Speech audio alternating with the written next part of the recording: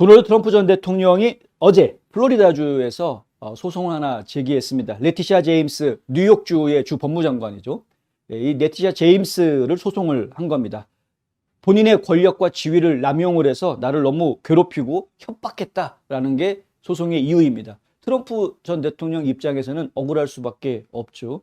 트럼프가 지금 거주하고 있는 팜비치 카운티에다가 이 소송을 제기했는데, 팜비치 카운티에 있는 순회 법원에다가 이 소송을 제기했는데요. 무려 41페이지나 되는 막대한 양의 소송장을 내놨습니다. 억울한 게 그만큼 많은 겁니다. 지금 41페이지. 그 소송장 내용을 보면은 정치적인 목적을 가지고, 특히 중간 선거를 앞두고 정치적인 이유를 가지고 전직 대통령의 사업을 조사하면서 플로리다와 뉴욕주의 법을 어겼다라고 트럼프는 지금 주장하고 있습니다. 그 결과가 어떻게 될지 저희가 좀 봐야 되겠습니다.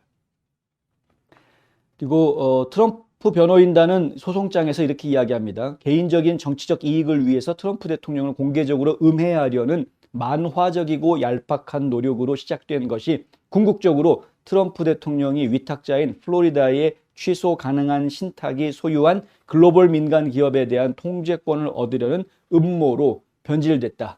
이 무슨 얘기냐면요. 지금 레티샤 제임스가 굉장히 여러 가지 건들을 조사를 해오면서, 트럼프에 대한 조사를 해오면서 소송을 제기했었죠.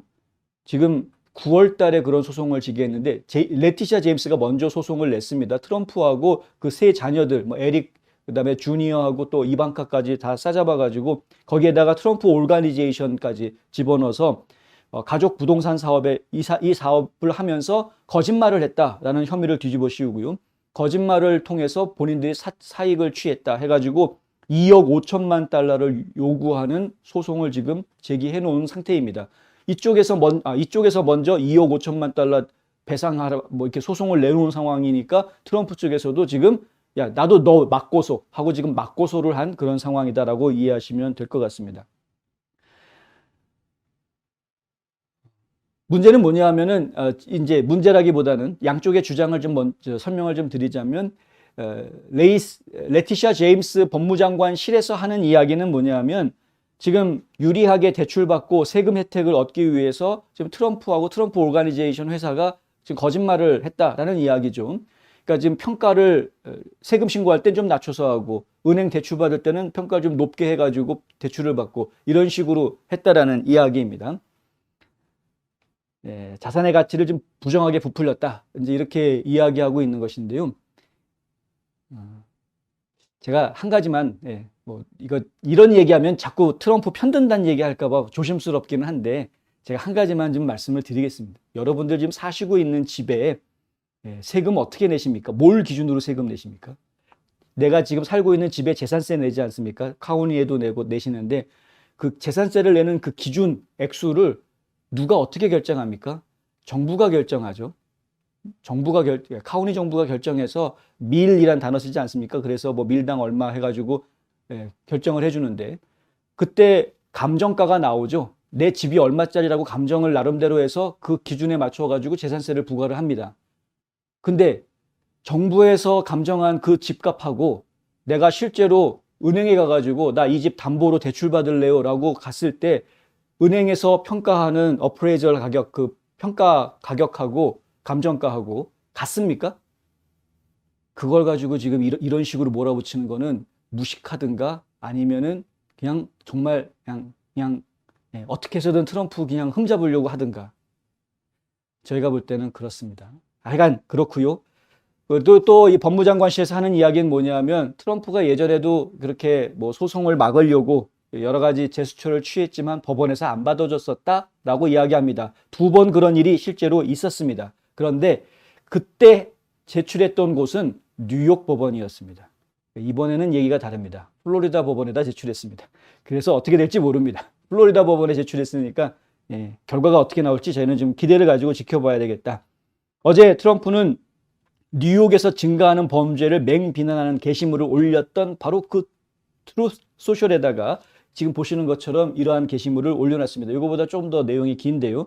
여기에 뭐라고 썼냐 하면은 오늘 나는 플로리다주 순회법원에 부패한 뉴욕주 법무장관 레티샤 피카부 제임스를 상대로 소송을 제기했다. 피카부라고 지금 별명을 붙인 거는 원래 피카부라는 말 자체가 뭐 깍꿍 뭐 이런 표현도 의미도 있거니와 이 제임스가 키우고 있는 개의 이름이랍니다. 개. 네. 피카부.